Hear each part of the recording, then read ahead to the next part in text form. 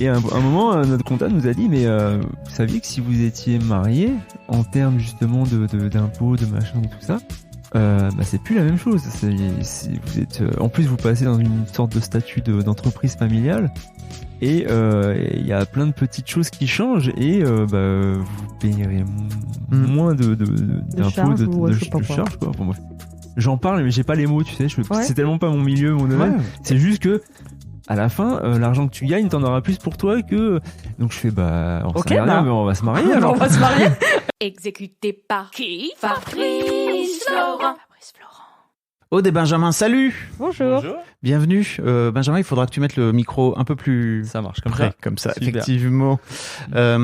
Bienvenue donc dans Histoire d'argent. On va venir parler de votre couple. Aude, on t'a sans doute, je dis ça parce que je sais pas encore exactement, on t'a entendu dans le podcast il y a quelques semaines pour venir parler de ton rapport à l'argent, individuellement. Et en fait, vous avez une particularité, c'est que vous travaillez tous les deux et ensemble depuis 17 ans. 17 ans, ouais. 2007. Bien, ouais.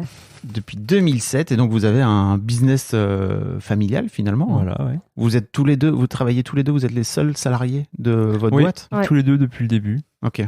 Et vous êtes bien avec ça dans l'idée? Moi, je n'ai jamais posé la question. Ça se passe très bien, et puis en fait, on a ce truc c'est tellement familial, on a tellement nos habitudes que on n'arrive pas à se projeter, à se dire peut-être qu'un jour ça serait bien d'avoir quelqu'un. Et au final, vu que ça se passe bien comme ça, et l'idée de prendre quelqu'un, ça nous évoque plus de problèmes que de solutions. Voilà. Donc voilà. Ok. Donc vous bossez ensemble depuis 17 ans. On l'a dit dans ton épisode, mais pour les gens qui l'ont pas entendu, vous êtes tapissier. Voilà. C'est ça. Qu'est-ce que c'est exactement? Parce que j'ai découvert grâce à toi. Alors, tapissier, c'est un métier. Moi, c'était les gens qui mettaient du papier peint, mais pas du tout. Ouais, voilà. Donc, c'est souvent l'amalgame qu'on fait. L'amalgame que les gens font. Donc, tapissier, ça vient de retapisser des fauteuils. Et donc, on restaure des fauteuils. Donc, la plupart du temps anciens, mais ça peut être du moderne aussi, où on va tout bêtement refaire un siège. Donc, le démonter, tout enlever ce qui n'est pas bon et le refaire de A à Z. Voilà. Et donc, dans votre couple, vous avez à la fois votre rapport à l'argent personnel de chacun d'entre vous, vous avez votre rapport de couple à l'argent dans votre couple, et vous avez aussi votre rapport à l'argent au sein de la boîte. Ça fait 4 rapports différents qu'il faut finir par réussir à marier d'une manière ou d'une autre pour faire en sorte d'avoir un équilibre assez stable. Alors, Aude me disait que vous gagnez pas beaucoup d'argent. Est-ce que tu as plus d'infos parce qu'elle ne savait même plus combien de chiffre d'affaires vous avez fait par exemple l'année passée? C'est une ou deux fois sur nos années, on a dû dépasser les 100 000 euros de chiffre d'affaires annuel. Ces dernières années, on est un peu en dessous. Et l'année dernière, c'était un peu la plus basse où on était autour de 80 000, quelque chose comme ça. Ok. Voilà. Ok. Et sur ces 80 000 euros-là, vous avez en tête combien vous finissez par avoir dans votre poche sur l'année pour avoir une idée? C'est assez peu parce que alors, ce qu'il faut se dire déjà, c'est que en termes juste de salaire, on va dire les bons mois, on peut avoir pour nous deux, on est un peu plus de 2 000 euros, donc c'est-à-dire 1 000 euros chacun, les bons mois, quoi. Donc c'est toujours ce que je dis aussi, c'est que l'avantage, c'est que avec notre entreprise, on a ce côté à pouvoir passer énormément de choses de frais dans l'entreprise. Du coup, tout ce qui va être voiture, téléphone, plein de petits frais à côté, ça évite de prendre sur les salaires. Mais c'est quand même très très bas comme salaire, quoi. Qui s'occupe de l'argent? Aude. Parce que pour l'instant, il n'y a que toi qui parle. Et Aude m'a dit dans le podcast, Benjamin, il a du mal avec l'argent d'une manière générale. Tu sais pas, enfin, tu t'en occupes pas trop en fait. J'ai pas plus une mémoire des chiffres qu'elle. Ah oui. C'est juste ça. Parce que Aude gère très très bien l'argent. On va y venir d'ailleurs. C'est pour ça que je lui fais entièrement confiance là-dessus et que. Je crois qu'on a découpillé 2-3 trucs là sur vos devis et tout là. Oui, ouais. Aude, elle a ce côté. Vu qu'elle a le nez dedans tout le temps, elle a plus ce rapport, frontal à l'argent qui permet de lui voir aussi ce qui rentre et ce qui sort, alors que moi je suis souvent celui qui va tenir la carte bleue et faire les achats pour l'entreprise, je parle, hein. Donc il y a plein de choses d'argent que je dépense. Après je me rends pas compte aussi de l'évolution on le sait, tout augmente, mais moi, des fois, j'ai encore en tête que le prix pour refaire un siège, j'ai des prix qui sont gravés dans ma tête où ça va être un prix d'il y a 15 ans. Et ça a énormément augmenté. En francs. Voilà, non mais en quasiment. Que j'ai converti en euros. Et quand on voit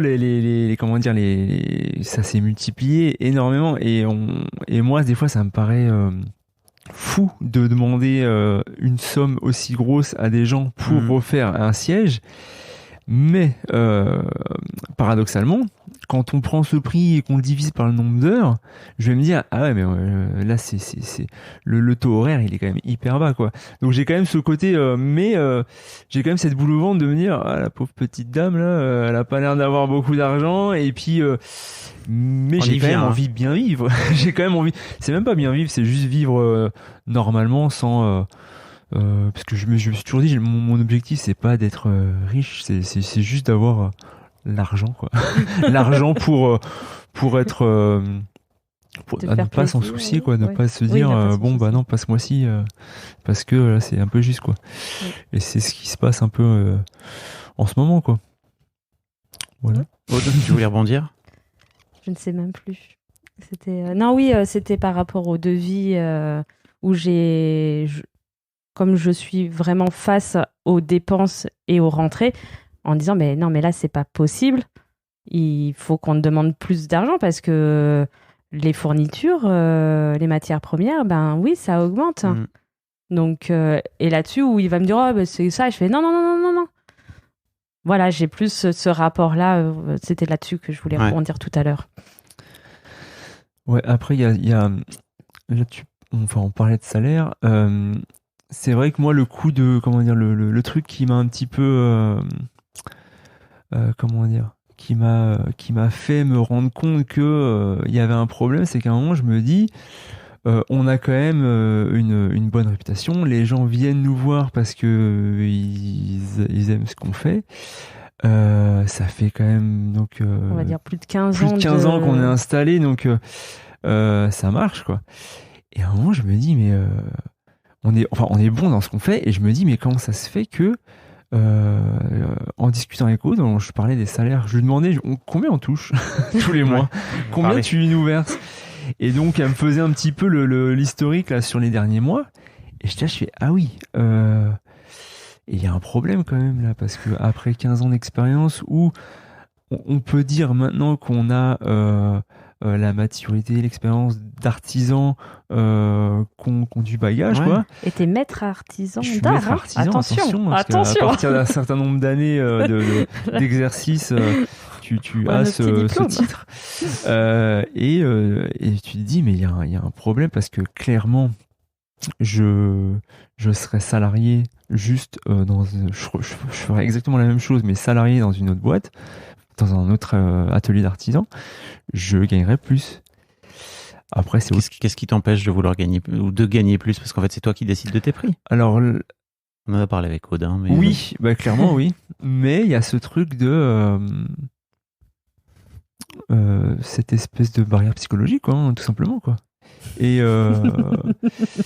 pour l'avoir en plus, alors faut être honnête, tout ce questionnement vient aussi du fait d'écouter tes podcasts avec tous tes intervenants, avec cette question que t'as souvent pu évoquer, quand tu fais payer quelqu'un 100 € pour quelque chose, est-ce que si tu lui faisais payer 120 ou 150, il le paierait, ou 200, il le paierait pas quand même? Et très souvent tu te dis bon, bah, peut-être une partie qui le paierait pas, mais il y a une grosse partie qui le paierait, quoi, sans que ça soit un souci, parce que ça leur paraîtrait quand même honnête vis-à-vis de ce qu'on propose, quoi. Et des fois on l'a fait. On fait bah ouais ça. Peut-être pas le double, hein. Non, pas le double. Oui, mais des fois on se dit mais là c'est quand même un truc complexe où on sait dès le début que on va s'embêter quoi, parce que c'est pas toujours les doigts dans le nez ce qu'on fait. Mais c'est souvent. Et les gens eux pour le coup ils n'hésitent pas à nous demander ce qui peut paraître normal, de demander un prix quand c'est trop pour eux. Et en fait, l'expérience, c'est vraiment ça, c'est savoir dire non, parce que quand on commence, bah, on est là, on a besoin de faire rentrer des. Et l'expérience qu'on a justement à 15 ans, c'est 17 ans, c'est de réussir à. Ah oui, dire non. Vous dites non? Des fois, je fais non, bah, c'est pas possible, tant pis pour vous. Enfin, on peut pas. Même si ça vous rapporte pas d'argent. Ah oui, non, on refuse les chantiers. Alors là, clairement, on a si on refuse les chantiers si ils nous demandent une trop grosse réduction. Parce que si tu veux payer moins cher, bah, tu as d'autres solutions. Okay. Tu demandes ça et ça. Ouais. Par contre, on leur dit, si c'est trop, il n'y a pas de souci. À payer en plusieurs fois. Vous pouvez payer en plusieurs fois. Nous, on est hyper ouverts là-dessus si ça permet de valider le projet. Mais voilà, c'est un petit peu là-dessus, on a beaucoup grandi, mais on a aussi ce luxe d'avoir une visibilité sur plusieurs semaines, mois, qui nous permet de nous dire, bon bah si lui il poursuit pas, il n'y a pas de souci quoi. Okay. Par contre, l'objectif d'après, voilà, c'est plus pour moi, enfin pour nous, hein, c'est justement de revoir, d'être ferme sur ça, mais aussi de se dire mais non en fait c'est pas ça qu'on a gagné, c'est plus ça quoi. Alors j'invite les gens à aller écouter le podcast avec Aude parce qu'on parle pas mal de ça aussi et en fait Aude me disait que t'étais trop gentil et je lui demandais est-ce que t'es trop gentil ou alors est-ce que t'as peur de demander plus d'argent? Tu sais, par exemple pour les déplacements, quand tu vas faire les petits déplacements chez la petite mamie pour changer la corde machin. C'est pas une question de gentillesse, j'ai l'impression que c'est une question de comment on peut dire, j'ai pas l'impression de faire un truc fou. Je vais rester une demi-heure, des fois, je vais faire. Et c'est quelque chose que ces personnes ne peuvent pas faire d'elles-mêmes, c'est pour ça qu'elles nous appellent. Mais des fois, pour moi, c'est très simple. Et me dire. Mais tu prends ton temps. Comment? Tu prends ton temps pour y aller. Oui, c'est ça. mais il y a cette espèce de blocage en me disant j'ai fait ça je suis resté 20 minutes sur place, je prends 20 €. Et puis Aude elle me dit non, ça te bouffe une heure, c'est minimum 60 €. Et puis je fais ouais c'est vrai. Et puis après t'as cette espèce d'historique où tu dis mais ça fait 10 fois que je viens les voir et je leur prends 20-30 €. Et là je vais leur dire 60 ou 80 ou plus si je reste plus quoi. Et oui, il y a ce côté, tu sais, au moment où tu annonces le prix, ils vont lever la tête en disant mais pardon. Et puis il y a même des fois où ça peut rentrer sur un SAV où tu te dis bon bah c'est dans la même année où il y a un petit souci, c'est normal que là on fasse pas payer. Ouais. Mais bon, la première année, puis tu te rappelles la deuxième année, puis à un moment, tu as envie de te dire, bon voilà, on bascule sur cette espèce de frontière virtuelle où tu dis, bon bah non, là, c'est plus du SAV, là, c'est juste. Et t'arrives à le faire, ça?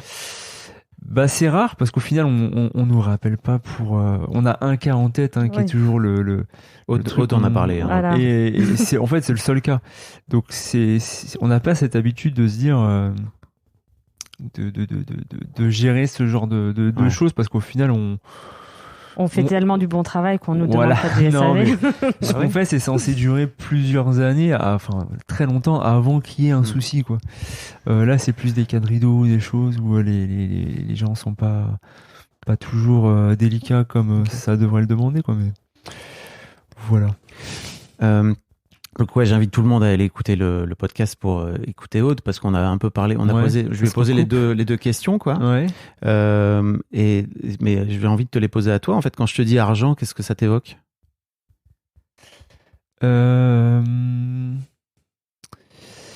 C'est pas une, enfin ouais, je sais pas. C'est quelque chose que je suis content d'avoir. C'est quelque chose que j'ai l'impression que j'ai toujours été très dépensier.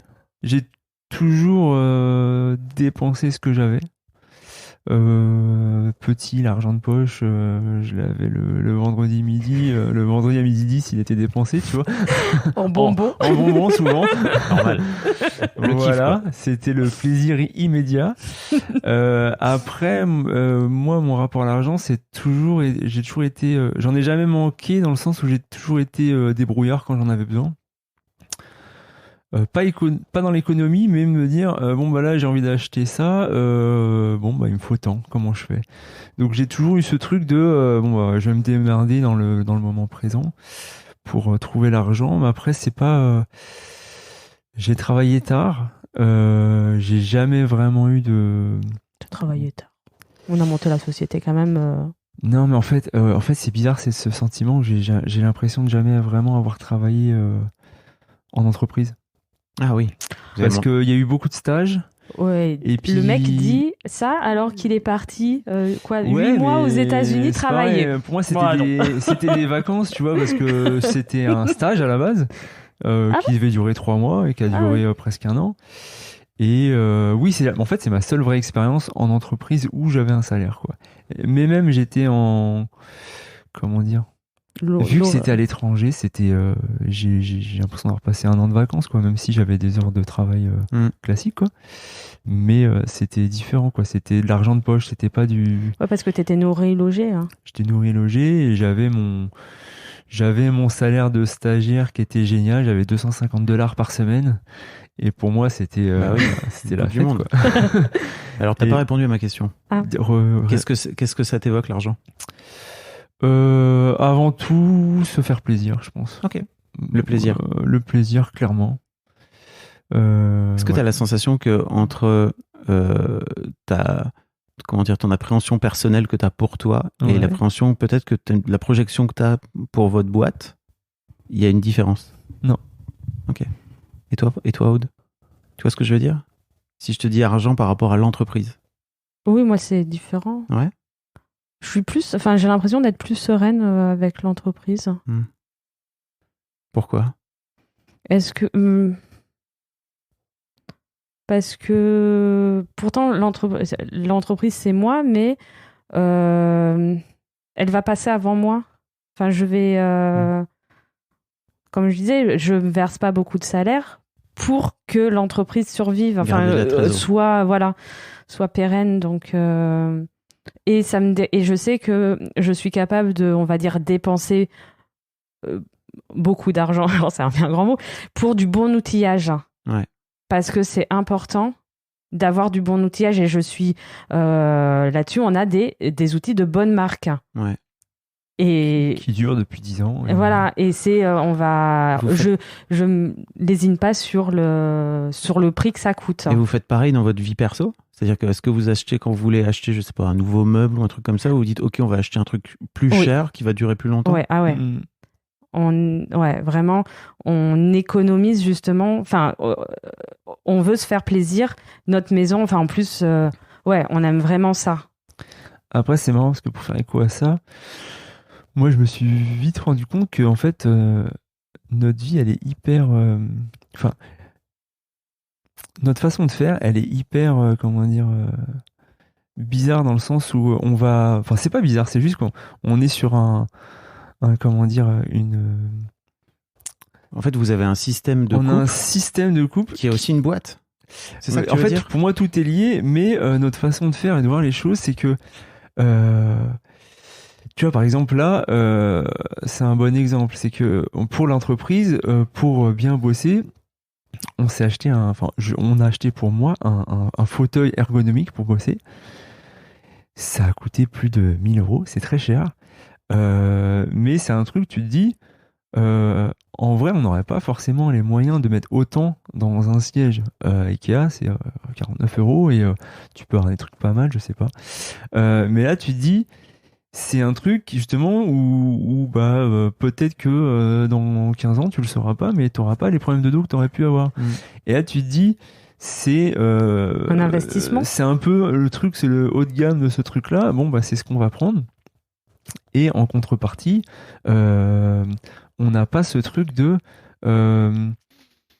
manger au restaurant plein de fois. C'est déjà, je recoupe à. Et donc, en fait, tu te rends compte que toute notre vie, elle est basée sur ce schéma-là où on va avoir ce qu'on mange, ça va être hyper basique. Mais on va se faire un voyage à Tokyo où là il y a forcément beaucoup d'argent qui vont être dépensés quoi. Et en fait on a ce truc hyper monacal de notre vie et on n'y est pas du tout. On n'en souffre pas, tu vois. Il n'y a pas ce truc de. J'ai pas l'impression de faire des sacrifices et tout. C'est juste notre vie qui est basée là-dessus et on s'entend hyper bien là-dessus. C'est votre rich life. C'est ça, dont je parle de temps en temps, quoi. Ouais. Et c'est vrai, pour rebondir sur, par exemple, notre maison où on est capable d'acheter, par exemple, je prends l'exemple du parquet. On a un parquet, j'avais pas du chêne, un truc, un beau parquet. Ouais, voilà. Mais en promo, on a réussi à avoir une super promo. Mais en fait, on est débrouillard, c'est qu'on aime ça, mais après, on va récupérer du bois à la déchetterie, machin, un truc comme ça, parce que aussi on aime ça, les transformer. Ouais, mais vous savez faire ça en plus. Oui, voilà. C'est votre métier. Et en fait, chez nous, si tu viens chez nous, par exemple, on a un super escalier d'un designer que tu payes à la marche, donc tu étais content que l'étage soit pas très très haut. Ouais.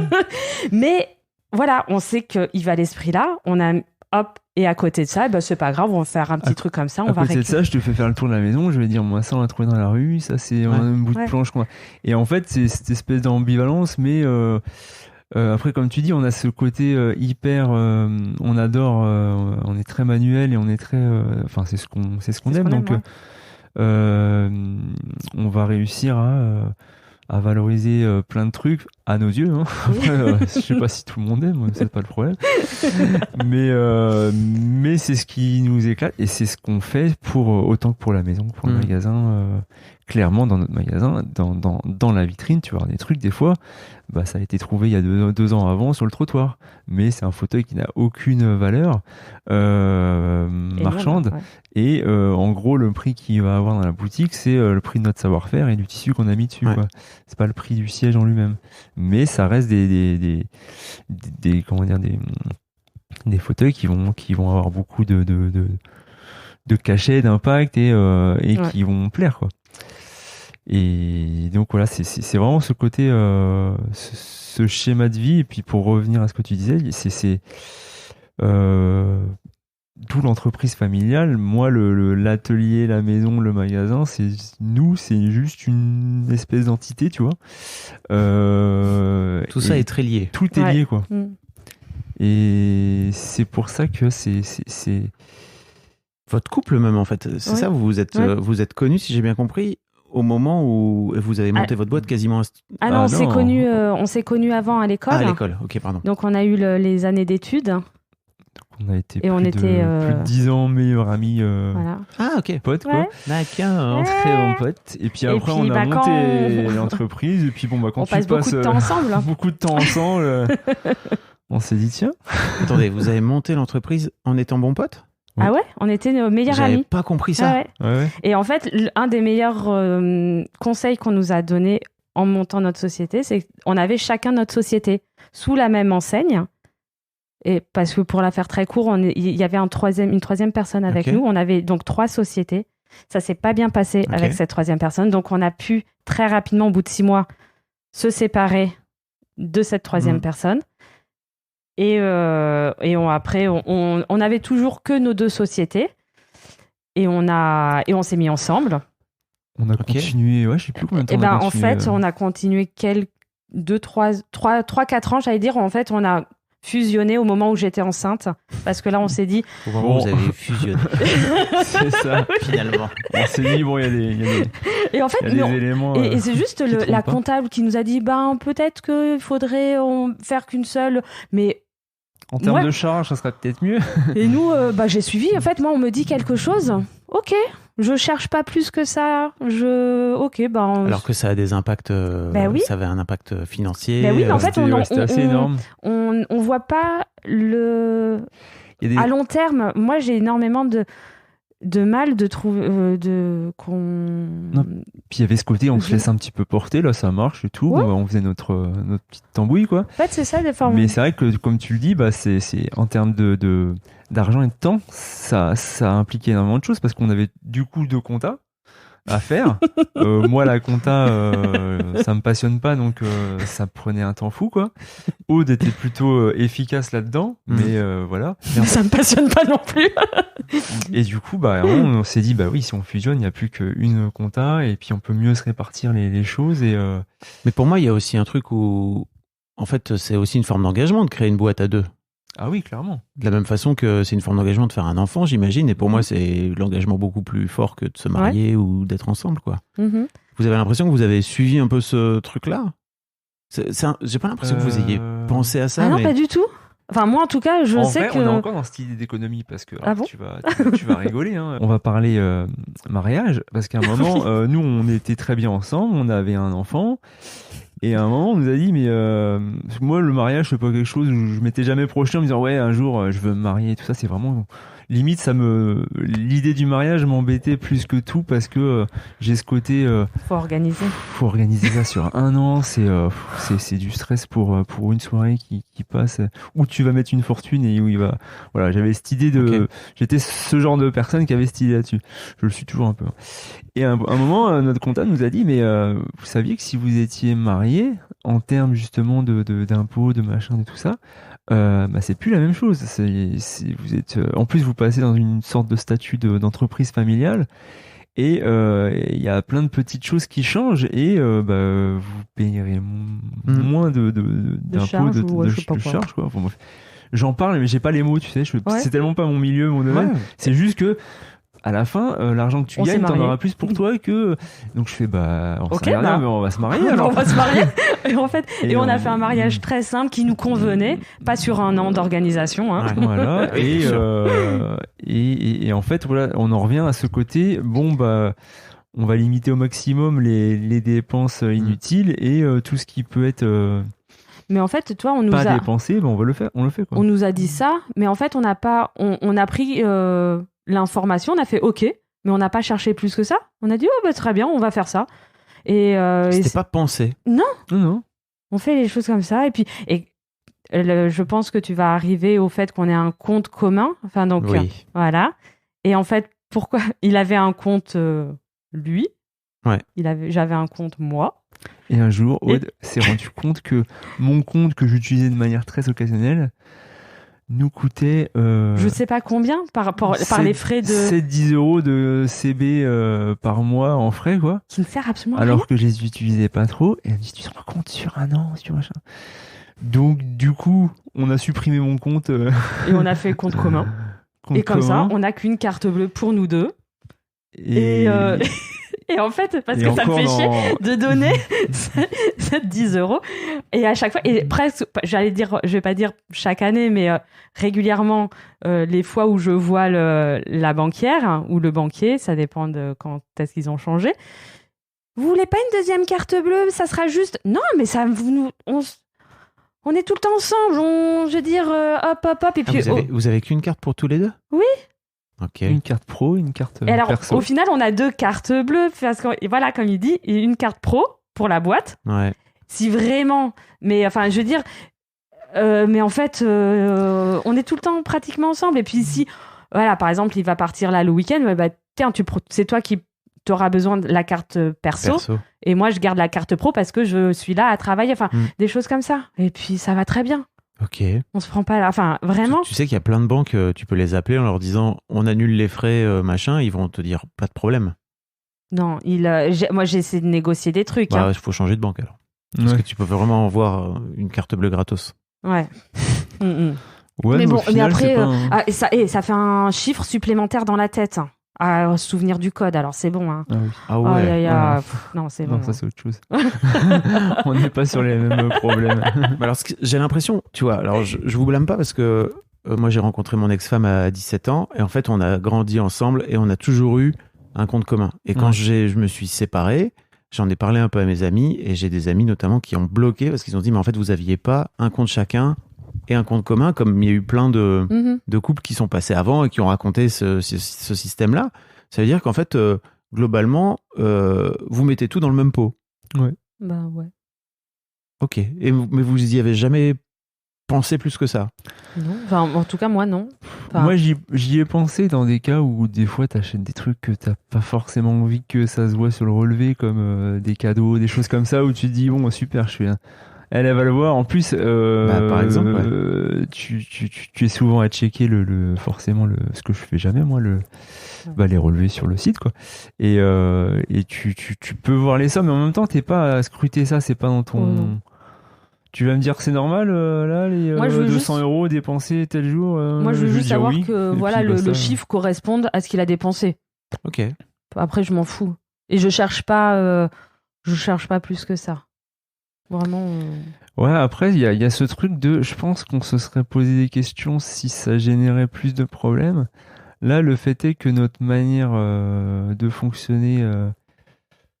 hyper économe nous a quand même permis de nous acheter une maison dans une ville où c'est quand même assez cher, d'acheter les murs de l'atelier. Enfin, ce qui, je pense, est très énigmatique pour plein de personnes parce que sachant ce qu'on gagne, mais c'était important pour vous d'investir dans la pierre. Il y avait un truc. Moi, il y a ce truc important. Je crois que c'est un truc où, sans jamais me le dire, j'ai toujours comment dire, cette envie d'avoir ma maison un jour, quoi. Ok.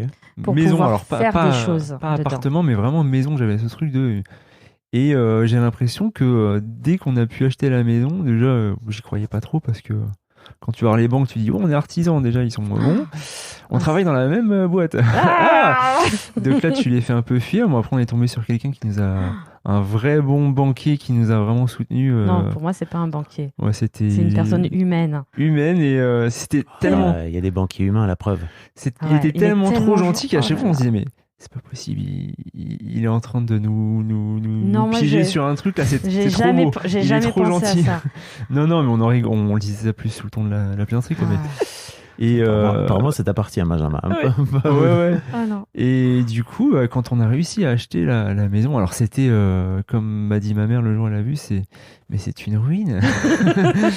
Mais ça restait à 10 minutes à vélo de notre atelier, une maison. Un petit quartier hyper pavillonnaire, enfin vraiment c'était une ruine où on pouvait faire ce qu'on voulait dedans. Faire ce qu'on voulait. Oui. Et moi, dans ma tête, j'ai eu cette impression d'avoir débloqué un achievement, de me dire, ça y est, j'ai ma maison. Du coup, maintenant, j'ai plus qu'à juste. Il n'y a plus ce moment où tu cours après l'argent pour obtenir ce que tu as envie, tu vois. Tu as obtenu ce que tu veux, comme du ça. coup. Alors là, moi, jusque-là, j'avais toujours ce truc de je voulais gagner de l'argent pour. C'est ton objectif. Hein. En plus, je le conscientise là, mais c'était même pas un truc que je pouvais me dire. Mais le fait d'acheter ma maison, dans ma tête, je me dis, bon, bah là, en fait, on a juste à gagner assez d'argent tous les mois pour rembourser ce prêt, tu vois. Et c'est le minimum qu'on doit atteindre, tu vois. Mais il y a. J'avais une espèce de. Sérénité, non? Ouais, sérénité de me dire je suis propriétaire maintenant et en fait il n'y a plus que faut juste rembourser, quoi. Faut juste payer et puis ça me fait penser t'as ta maison, ça, quoi. Au final l'argent qu'on se verse, enfin on essaye de se verser au moins le minimum pour rembourser le prêt. Ce qui est... Oui, voilà. Mais et c'est vrai que si alors le prêt et puis l'assurance, enfin les 2-3 petites charges qu'on a chaque mois. Et pour le moment, c'est vrai que on se dit pas tiens, on va se prendre plus. Enfin, on n'a pas ça, c'est le minimum. Donc c'est vrai que là, ça me fait prendre conscience que c'est peut-être aussi pour ça inconsciemment on se verse aussi peu parce que on se dit les fois où on s'est versé plus d'argent, c'était pour pour avoir bonne figure face à la banque pour avoir le prêt. Ok. C'était parce qu'il fallait donner les 3 derniers mois là. Et là on avait avec la comptable, on avait fait le truc et machin. Ah ouais, on a eu des bêtes de salaire. Vous aviez gagné combien? Je sais même plus. Mais... Non, mais c'était même pas. Non, mais c'était même pas 2500 €. Hein. J'ai envie de dire un salaire à peu près un salaire normal pour ce qu'on fait. À 40 balais, quoi. Ouais, c'est ça, ouais. Voilà, quand on avait demandé le prêt, on avait 30 d'années. Oui. Ouais. Mais ouais, et encore une fois, tu vois, on est sur de la débrouille, quoi, pour que les choses passent, quoi. Et tu vois, par exemple, Aude me parlait de ses angoisses par rapport au restaurant. Ouais. Et à quel point elle peut mal vivre le fait d'aller au resto avec des amis, au-delà du fait que c'est bruyant et tout, mais il y a un vrai truc qui est uniquement lié au rapport à l'argent, d'aller dépenser à ce moment-là, là-dedans. Et toi, Benjamin, comment tu vis ça? C'est un truc dont vous parlez déjà tous les deux? C'est quelque chose que j'avais pas à une époque. Mais qu'elle m'a refilé. Au contact de Aude, ouais, il y a plein de trucs, que ce soit pour le restaurant ou même on en parle des fois, c'est je suis incapable d'aller m'acheter une paire de chaussures à plus de 100 euros parce que dans ma tête, je me dis, mais ça, c'est pas moi. C'est trop, quoi. Je trouve ça trop. Pourquoi? Ça, pour le coup, je comprends pas. Il y a des trucs que je comprends pas. Alors, c'est bizarre, c'est que, je sais pas, c'est des trucs où... Il fait du basket. Bah ouais, faut avoir une bonne paire de baskets. Voilà. Une basket. Ouais, mais maintenant, une paire de baskets, c'est 150 balles pour un truc normal. Et pour moi, c'est comme quoi. si c'était un bon outillage. Bah oui. Tu dois avoir des... Non, mais je m'achète une bonne paire de baskets. Tu viens de faire tout un grand discours avec ton fauteuil ergonomique, là. Bah, c'est exactement pareil pour moi. Alors voilà, vous pointez un truc où ça me donne tort, mais... Bah, on est là pour ça aussi. Non, tu vois, par exemple, les chaussures de basket, j'ai acheté une belle paire de baskets, une paire de Nike pour moi, et où je suis bien dedans. Ouais. C'est ce que je demande, et ben je l'ai payé moins de 100 euros parce que c'était les soldes et parce que c'est ça, tu vois. Oui, donc tu cherches quand même je cherche quand même un truc bien au moins cher, quoi. Mais t'aimerais bien, est-ce qu'un jour tu t'es dit, ok, il y a cette paire-là que j'aimerais bien avoir, qui est la nouvelle paire de Nike, machin, de LeBron James, parce qu'en fait j'ai envie de dunker comme lui. Non, mais tu t'es empêché de l'acheter parce que tu te disais, ok, ça fait 30 balles de plus. Non, parce que de manière ponctuelle comme ça, tu peux faire. Oui, je fais même... je fais même pire. Donc après, il y a le côté passion, il y a des trucs qui vont me passionner, où là, on va dire, je vais pouvoir dépenser beaucoup de sous. Donc en fait, c'est pas vraiment un problème. Le resto, il y a plus ce côté de... Par exemple, il y a pas si longtemps, j'ai fait un resto avec des potes d'enfance on arrive à se voir une fois ou deux par an. Bon, je sais pas, j'étais à plus de 50 euros de resto.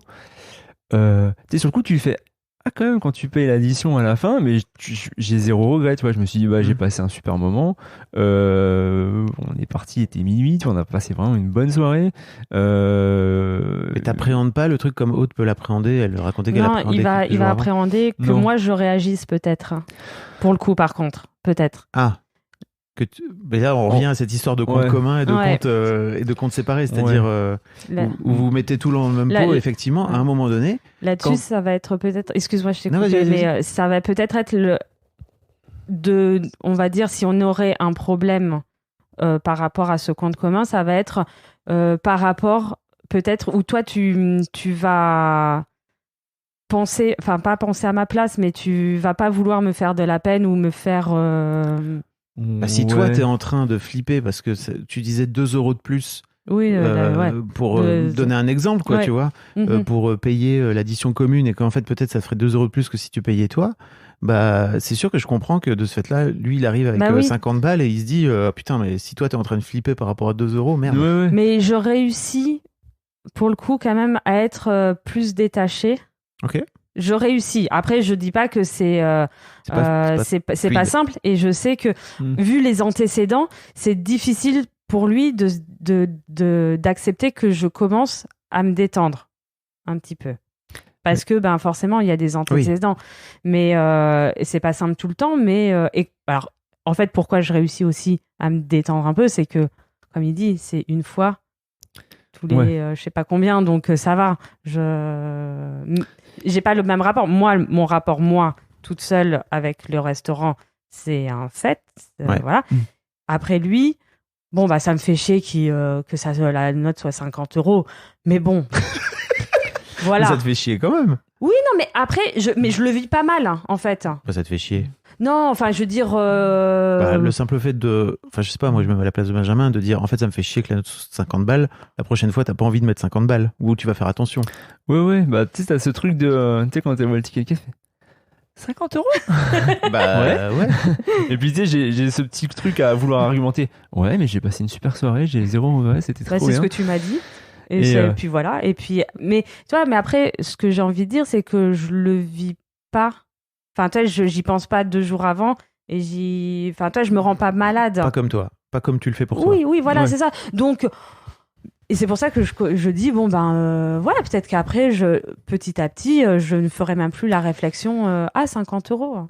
Mais après, tu vois, moi. Parce qu'il y a un truc pardon, je te coupe, mais il y a un truc intéressant que tu pourrais prendre chez Benjamin, c'est qu'il a dit, je passe un bon moment. Mais je l'entends. Enfin, je l'entends. Après, il faut que je l'intègre. Oui, que tu l'intègres. Mais je suis contente aussi qu'il ait passé un bon moment et je le sais tout ça. Et c'est pour ça qu'il m'aide aussi par rapport à ça. La différence, c'est que moi, je vais pas avoir ce rapport à l'argent difficile que tu as. Et même en avance, le fait de savoir que je vais payer cher, ça peut pas me gâcher le moment, quoi.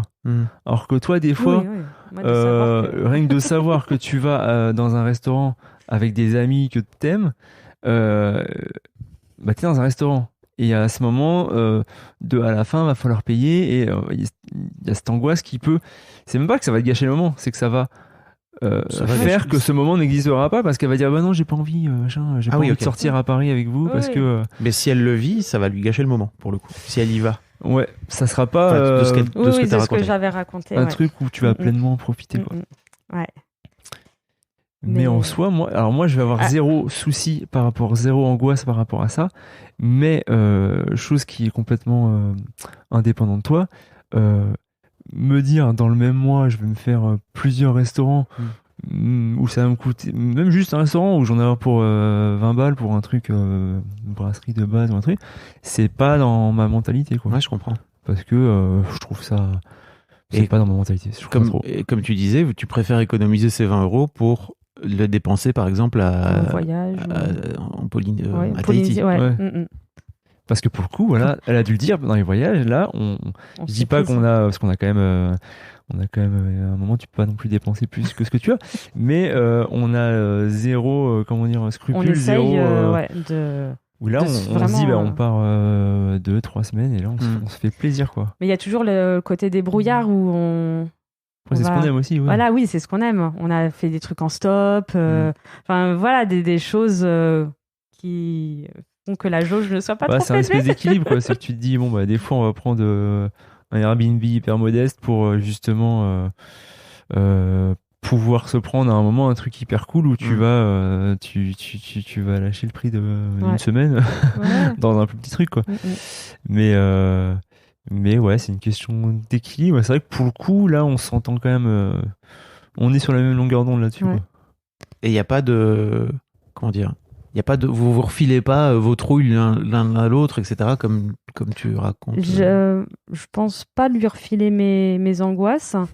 Et lui, comme il en a pas, au contraire, j'ai l'impression d'essayer. Ça te libère un peu. Bon, ça marche pas beaucoup, hein. J'ai un peu de mal, mais quand je vois des fois, pas que je suis envieuse, enfin, je sais pas si c'est le bon mot, mais de sa sérénité, je me dis, c'est tellement cool, j'aimerais être comme ça, d'être détendue. Et je me dis, ouais. Et puis en même temps, j'ai l'impression aussi que Benjamin, il a un truc où il regarde pas trop les chiffres. Ben oui, et des fois, j'ai envie de lui dire, regarde un peu. Combien on doit dépenser là, combien ça nous coûte et ça, et là tu ferais peut-être un peu plus attention sur je sais pas trop quoi. Mais un truc. Vous avez cette discussion là ensemble ou pas du tout ? Ça. Oui. J'ai l'impression. Et parce que étonnamment, Aude, c'est toi qui gères l'argent, alors que c'est toi qui as une trouille folle. C'est ça. Oui, c'est très bizarre. Mais alors moi, là où je la félicite et je la remercie, c'est grâce à sa peur de l'argent et qu'on en est là, hein. Parce que je rappelle merci d'avoir chialé dans tout l'épisode. Je rappelle l'histoire de l'argent de poche, hein. Moi, quand j'étais petit, les sous, je les dépensais rapidement. Là, si j'avais 3 000 € par mois, je pense pas que Alors après, il y a eu ce côté de les années ont fait que je me suis conformé dans sa façon de voir les choses, parce que clairement, de base, je suis quelqu'un de très dépensier. Donc ça se trouve, si j'avais pas vécu tout ça avec elle, je serais cette personne qui touche son salaire et qui n'en a pas assez à la fin du mois pour vivre, quoi. Je peux te donner un conseil? Ouais. Et après, on va parler de votre éventuelle rupture. Est-ce que vous en parlez, etc. Parce que je trouve ça trop intéressant aussi, comme vous avez tout mêlé. Moi, j'ai fait pareil que toi. C'est-à-dire que c'était mon ex-femme qui s'occupait de tout. Ouais. Et en fait, le jour où on s'est séparés, je me suis retrouvé... Parce qu'en fait, non seulement elle s'occupait de tout, mais surtout, elle palliait tous mes manquements, en fait, tu vois, dont j'avais jamais finalement eu besoin de m'occuper, puisque, en fait, elle les gérait pas. Enfin, elle les gérait à ma place. Et en fait, la claque, elle est d'autant plus grande, parce que effectivement, là, je vois bien qu'Aude, en fait, elle prend sur elle. En tout cas, c'est un peu ce que j'ai l'impression. Tu prends sur toi, avec tes peurs et tout. Toi, quelque part, tu te dis, putain, trop bien, parce que, finalement, elle m'aide aussi quelque part à être économe et à rentrer un peu dans cette logique-là. Mais à quel point, toi, tu bosses aussi sur sur tes logiques de dépenses, quoi, tu vois, à quel point tu prends conscience aussi de ça. Et je me rends compte, et en fait, j'aimerais bien parler est-ce que vous discutez ensemble de votre rupture? Est-ce que c'est un sujet parce que je trouve que c'est un sujet sain au sein de... En fait, on discute pas de rupture, mais c'est un truc que je dis souvent, c'est que... si t'étais pas là, je ferais ça, je ferais comme ça. Alors des fois c'est par rapport à l'éducation de notre fils ou des choses, mais très souvent ça va être aussi, j'aurais pas d'exemple, mais par rapport à l'argent, où moi je me projette si j'étais seul, alors je parle pas d'une rupture, mais si j'étais seul, c'est comme ça que avec mon moi du présent, je gérerais ce truc-là, tu vois. Mais là c'est différent d'être seul et de la rupture, c'est-à-dire le moment où là comme tout est en commun. Là, vous avez tout mélangé. C'est trop intéressant. J'ai fait pareil, moi, vraiment, donc je vous juge pas du tout. Hein. Ah oui, non, je sais bien que tu nous juges pas et en fait, c'est vrai que j'y pense. Mais je sais qu'il y a des gens qui vont écouter là, qui vont débloquer leur race parce que vraiment, vous avez tout mêlé. C'est-à-dire que vous avez fait une seule et même entité. Ouais, clairement. C'est trop intéressant. Et franchement, je comprends, hein, vraiment. Et je pense moi, en tout cas, je me projette pas plus que ça. Bon, moi je suis conscient que si ça devait arriver, oui, je me prendrais une bonne claque dans la tronche, mais surtout là où ça m'angoisserait, c'est le fait du jour au lendemain de devoir gérer tout mon administratif, tu vois. Parce que des fois elle me parle, je fais ok, tu me parles dans une autre langue là, que je ne comprends pas. Et parce que je sais que j'aurais une bonne période d'adaptation pour juste être carré sur des trucs. Quand je la vois, un jour elle me dit ça fait c'était au début, elle me dit faut que je fasse les papiers, ça fait longtemps que j'ai pas fait les papiers et tout ça. Je fais les papiers de quoi? Et elle m'expliquait le truc, j'avais aucune comment dire idée que comment dire, il y avait ce truc d'adulte à faire, parce que encore une fois moi j'ai jamais géré mon administratif, parce que j'ai jamais, même quand j'étais aux États-Unis, pour moi c'était pas un job dans le sens où t'as ce statut de stagiaire, donc t'avais pas ce truc de comment dire, pas payer les impôts et tout ça, donc j'avais pas cette problématique, donc oui, c'est clair que ce côté-là fait peur, mais là je t'avoue que je suis très content comme ça. Et il y a ce truc de écoute, t'en chieras le moment venu. Ok. Ah ouais, parce que j'ai... Mais alors Aude, ça te dirait, parce que j'imagine que pour toi c'est quand même une charge mentale en fait. Maintenant que tu m'expliques un petit peu, que tu m'as expliqué ton truc par rapport à l'argent, est-ce que c'est un truc que t'aimerais partager avec, comme j'imagine que vous partagez plein de trucs dans votre entreprise? Mais alors bizarrement... Peut-être je te fous un pavé dans ton jardin, Benjamin. Bizarrement, alors chacun son métier, donc on a une comptable pour la société. Vous êtes obligé oui, de toute manière. Enfin voilà, donc elle fait ça très bien et là-dessus aucun souci. Donc je m'occupe, on va dire vite fait de la quand je dis il faut que je fasse la compta, c'est il faut scanner les papiers, et un minimum quand même voir les choses. Voilà. Et bizarrement à la maison, ça me prend tellement la tête déjà à la boutique de gérer tout ça qu'à la maison je laisse traîner plein de choses. Je sais. Comme il dit, je check sur le site internet, ok, c'est bon, on est bien, machin, hein. Mais après, je laisse traîner et je m'y mets 3, 4, 5 mois après. parce que je sais qu'il y a des trucs, c'est pas urgent et que c'est des prélèvements, enfin, c'est tout roule. Et puis, bon, à un moment donné, là, il faut juste se prendre la tête avec ce fournisseur-là si on veut avoir un meilleur abonnement. Enfin, voilà. Et donc, là, c'est du temps. Mais après, en soi, c'est pas non plus de la prise de tête plus que ça, j'ai l'impression. Je dis ça avec le recul parce que je crois que dans mon couple, j'aurais bien aimé prendre plus tôt ce truc-là. Et je sais aussi que le fait que mon ex-femme s'en occupe et ma femme s'en occupe à l'époque, ça m'a permis de ne pas du tout m'en occuper. Et en fait, de pas prendre aussi cette responsabilité-là, je trouvais ça cool, tu vois, de me dire, avec le recul, je me dis, j'aurais trouvé ça cool de me dire, en fait, elle me décharge une partie du truc pour me dire, tiens, en fait, ça, tu t'en occupes. Et comme ça, je m'en occupe plus. Toi, t'apprends aussi en même temps. Mais en fait, c'est marrant ce que tu dis, parce que d'écouter tes podcasts et tout ça, ça nous a aussi fait prendre conscience de parler à notre fils. Oui. De l'argent. Et de plein de... Enfin, voilà, de lui expliquer aussi pourquoi des fois on va lui dire non ou pourquoi on va retravailler tard le soir. C'est ça. Et pour pas aussi il a 13 ans, je il crois a 13 ans. Parce que des fois, pour pas qu'il culpabilise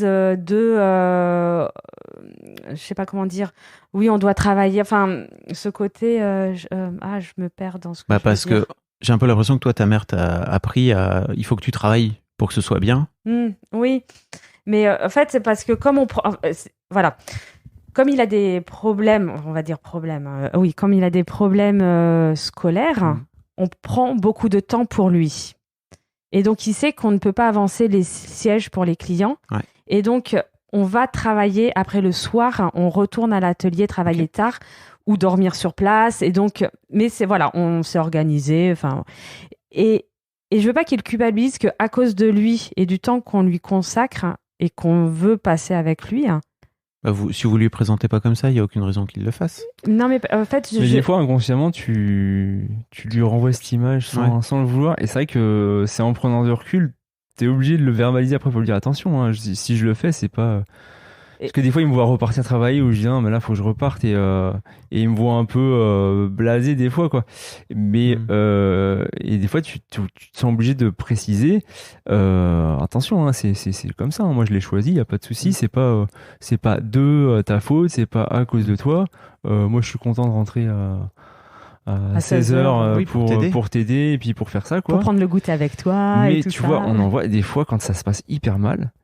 Tu t'engueules avec lui et j'ai ce truc avec le recul, je me dis mais faut pas que je dise ça, de me dire en fait je me suis arrêté dans mon boulot pour venir t'aider machin tout ça et toi tu mets zéro volonté pour tout et limite tu me mets des bâtons dans les roues pour que ça avance et je lui dis là tu peux pas faire pire. Je vais te recommander un bouquin là que je suis en train de lire et j'ai recommandé à Aude aussi et je recommande à tous les auditeurs qui s'appelle avec tout ce qu'on a fait après tout ce qu'on a fait pour toi. Et je vous mettrai le lien dans les notes parce que c'est vraiment ça en fait, c'est-à-dire les trucs que tu fais peser sur tes gamins alors que ils en ont de manière inconsciente en plus. Oui, bien sûr. Non mais je sais bien que tu veux pas lui faire du mal à ce moment-là. Et c'est pour ça que des fois à un moment donc je le faisais et pour notre fils Maori et pour Benjamin à un moment en disant là c'est toutes les dépenses qu'on doit qui ne bougent pas chaque mois. Ok. Voilà, donc hop, ça c'est au meilleur des mois ce qu'on essaye de se verser là. Donc t'as partagé le budget avec votre fiston aussi, c'est ça? Oui, voilà, j'ai dit en gros on a ça, hop, on essaye de se verser ça, donc tu fais la différence, il reste ça. C'est trop cool. Voilà. Donc après, je dis et bon, des fois c'est moins, des fois c'est plus, mais c'est aussi pour ça que des fois faut aller bosser. Voilà. Le soir. Voilà, il y a ça ou que on te dit non, on va pas t'acheter le truc que tu voudrais ou sinon tu fais comme papa, parce qu'il a une passion, donc à un moment quand il a des objectifs, il va dépenser beaucoup de choses pour ses passions, mais il va faire en sorte, c'est pas sur le salaire en fait, il va faire en sorte de revendre des trucs pour avoir, il se fait son petit business et c'est pour ça que... C'est quoi ton business? En fait, je suis fan de jouets anciens japonais surtout. Donc, je collectionne. Des figurines. Des figurines, ouais, des choses qu'on a pu connaître dans notre enfance. Ouais, alors là, c'est beaucoup tout ce qui va être Kaiju, Godzilla, tout ça. Ok. Et les Kaiju, c'est des gros monstres. Hein. C'est des gros monstres, espèces de gros... aller voir Pacific Rim, c'est super. C'est ça. et puis donc, après, on est très manga, on adore lire, et puis livres, BD, enfin... Ouais, génération 80, on a un peu tous baigné là-dedans, quoi, donc forcément. Et ce qui fait que... Et tout ça, j'essaye au maximum, alors c'est pas on fait beaucoup de brocantes. Quand j'achète des choses qui coûtent cher, de revendre des trucs qui m'intéressent plus pour financer ça, quoi. Et c'est pour ça que moi, je suis détendue. Enfin, je veux dire, il fait son petit truc. Enfin, voilà. Alors, que je sais que ça n'impute pas sur le budget. Ouais, mais il y a un truc intéressant aussi du rapport à l'argent, là. C'est que ce truc de essayer de revendre pour financer cette passion, revendre des trucs... Alors, au début, ça commençait, j'ai ce petit truc-là, ça, je vais le vendre. Mais au bout d'un moment, tu te rends compte tu dis, mais attends, cette semaine, j'ai passé combien de temps à faire des annonces pour revendre. Et tu dis, je passe un temps fou, faire des photos, machin. Et ce temps que je passe pour grappiller quelques euros pour payer ça, juste si je faisais mon métier, j'en gagnerais plus.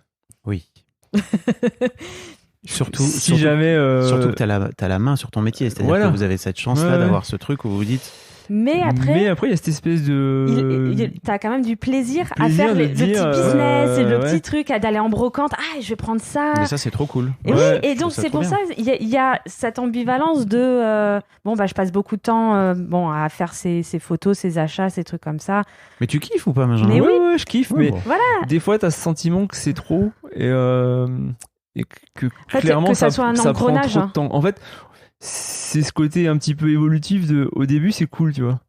Et par période tu dis là c'est trop. Là je passe trop de temps parce que ça devient presque en termes d'occupation mentale, ça devient presque trop gros par rapport à ce que ça représente, tu vois. Moi, j'ai un petit conseil pour toi. La prochaine fois que tu veux facturer 20 euros pour aller te déplacer, tu factures 40. Et en fait, tu te dis, putain, j'ai 20 balles dans ma poche, ou peut-être 10 en plus pour aller m'acheter des jouets. Mais c'est bête, mais souvent, je me dis, là, si j'étais moins, j'allais dire moins gentil, mais si j'étais plus honnête avec moi-même, et là je gagnerais plus et je pourrais plus me faire plaisir. Il m'a dit que moi il fallait que je sois un peu plus malhonnête.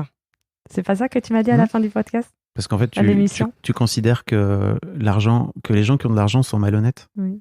Et en fait pour moi l'un des trucs qu'il faut faire dans ce cas-là, c'est d'aller chercher la part en soi qui est malhonnête. Parce qu'en fait, on a tous une part en soi qui est malhonnête, ou tu vois, le truc que t'as pas envie de voir en toi, faut aller la voir, l'ombre. Ça me fait penser à un truc. Quoi? J'ai été malhonnête, vraiment. Bah oui, c'est sûr et certain. C'était le moment des soldes. Je mettais en place, c'était le premier jour, je mettais en place toutes les étiquettes et tout ça, et j'avais pas une petite mamie, mais une dame d'un certain âge qui a acheté un beau coussin, très cher, Christian Lacroix, pour sa fille. Elle n'a pas vu le prix que c'était soldé. Elle m'a payé le plein pot. J'ai rien dit. Ah bah voilà. Oh là là, mais tu sais que c'était pas dur. Bien, et le premier elle était pas bien, mais elle a quand même le sourire. Elle me dit c'est pas bien ce que j'ai fait. et j'ai rien dit. Et j'étais là, et mon angoisse c'était les jours suivants qu'elle vienne et elle fait mais c'était solde et qu'elle me fasse le reproche. C'était horrible. Et bah c'est trop bien. Mais j'étais contente. Je me dis oh là là, elle a payé le plein pot. Ah voilà. Ah ouais, t'as compris, c'est exactement ça qu'il faut faire. Mais ouais, mais c'est dur, hein. Oh là là. C'est arrivé qu'une fois. Ouais, mais après je comprends aussi que t'aies pas envie de devenir Tony Soprano et de devenir un boss de la mafia, quoi, tu vois. Mais il faut aller regarder en fait ces parts-là ou sur certains petits moments, sur certains trucs où tu te dis, ok, là j'étais malhonnête et en fait c'est pas grave. Oui. Ça permet de faire la paix avec. Bah tu vois, vis-à-vis de cette personne, bah t'es malhonnette. Oui. C'est horrible. Pas bien. Ah ouais, non, c'est. Et elle va pas m'aimer. Des fois, t'as l'impression que cette pauvre dame, elle prend pour les autres qui ont justement pas été sympas. Ouais. Bien sûr. Pauvre dame, c'est tombé sur elle. Et en fait, tu disais, j'ai pas peur d'être gentil et tout, mais je reviens vraiment à cette peur de demander de l'argent. Et justement, tu vois, cette peur de te dire, ok, en fait, si je viens donner un prix, alors je dis toujours le double parce que je trouve ça intéressant. Ouais. Qu'est-ce que ça fait en moi? De venir dire, en fait, bah là, plutôt que de facturer 20 balles, je veux facturer 40. Et là, ce sont des petits prix. Parce que nos tarifs, c'est par exemple un simple recollage d'une chaise. C'est, alors je parle en hors taxe, 110 hors taxe, donc ça fait du 130 TTC. En fait, quelqu'un qui a tu peux pas dire le quelqu'un double. Qui a de l'argent pour mettre, je sais pas, j'en sais rien moi, mais quelqu'un qui a de l'argent pour mettre 130 balles pour faire recoller une chaise, potentiellement il a de l'argent pour mettre 250 balles. Mais en tout cas, il y a un truc dont tu peux être sûr, c'est que tu sauras pas tant que tu n'auras pas testé. Oui. Ouais, c'est en cours. Compliqué. Est-ce qu'il y a un sujet sur lequel je vous ai pas amené, dont vous auriez aimé parler? Ouais, moi, il y a quelque chose que je voudrais dire, c'est que le côté, comment dire, chef d'entreprise, de petite entreprise comme ça. Enfin, j'allais dire le côté artisan, mais en fait, c'est pareil pour tous les gens qui ont leur boîte et qui s'investissent beaucoup de temps. Moi, il y a ce côté courir après le temps qui est compliqué, le temps, donc l'argent. Et en fait, c'est quelque chose qui biaise beaucoup les, comment dire, les rapports avec les amis, tout ça, quoi. Parce que nous, on a pas mal d'amis qui sont salariés, qui ont des RTT, des congés payés, qui ont tous ces trucs qui sont tellement flous pour nous, et à chaque fois tu les vois, ça va, tu vas bien, ouais, je suis en vacances, ouais, je suis en RTT, tu dis waouh, c'est dingue ce monde qu'on connaît pas. Et ce truc de qui au final qui est fou de congés payés, c'est que des fois il y a des amis qui vont te dire qui sont par exemple pas du tout manuels et tout, et ils savent que nous on se débrouille bien et tout, ils me disent ah, j'aurais besoin d'un coup de main et tout ça, j'ai posé une semaine, ça te dit de venir me filer un coup de main et tout. Et tu sais, en soi t'as ce truc de ben moi j'aurais envie, j'ai trop envie d'aller voir mes potes, leur dire bah ouais viens on fait ça, y a pas de souci. Sauf que t'as ce truc des fois où ils arrivent pas à... Mais ils vous proposent de vous payer ou pas? Non, c'est est-ce que tu pourrais me filer un coup de main? Alors c'est pas une semaine, hein, c'est sur une journée, 2 journées. Mais nous, tu te dis c'est du temps passé. Mais ouais, c'est énorme. Déjà que nous on le prend pas pour faire nos travaux chez nous.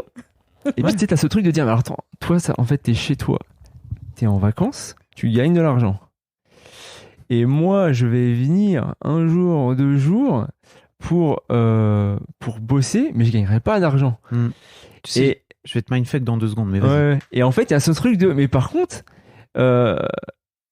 c'est quelque chose qui me fait plaisir. Parce que je sais que c'est pas comment dire... C'est pas des gens qui vont profiter de moi, tu vois. C'est ce truc de... Putain, j'aime ce que tu fais, et est-ce que tu pourrais me donner un petit coup de main? Parce que c'est jamais non plus exagéré, tu vois. Mais bon, c'est quand même sur ça reste... hein? C'est quand même sur 1 ou 2 jours. C'est quand même sur 1 ou 2 jours, tu vois. Et c'est un espèce de truc, en fait, où en fait, ça te biaise tous tes rapports pour plein de trucs, quoi. Tu sais ce que tes amis sont incapables de comprendre? Et peut-être ce que tu comprends pas.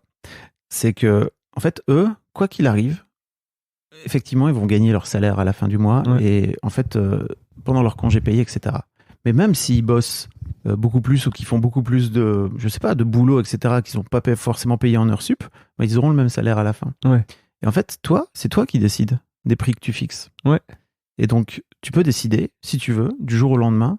Alors, je disais doubler, mais en fait, peut-être d'augmenter vos tarifs de 50% et de voir ce qui se passe. Ouais. Et en fait, si vous augmentez, on va repartir sur doubler. Ça veut dire que potentiellement, vous avez 2 fois plus de temps. Ouais. Ou potentiellement, vous avez 2 fois plus d'argent. C'est ça. C'est exactement ce qu'on parlait hier. C'est une vraie discussion à avoir. Je trouve ça trop intéressant. C'est ça, c'est de se dire, bah, en fait, si tu gagnes mieux ta vie, tu peux te dire, ça me fait plaisir d'aller aider mon pote, je le fais, et c'est pas un souci. Non, mais parce qu'on aurait plus de temps. Ouais. Oui. Bah oui. Oui.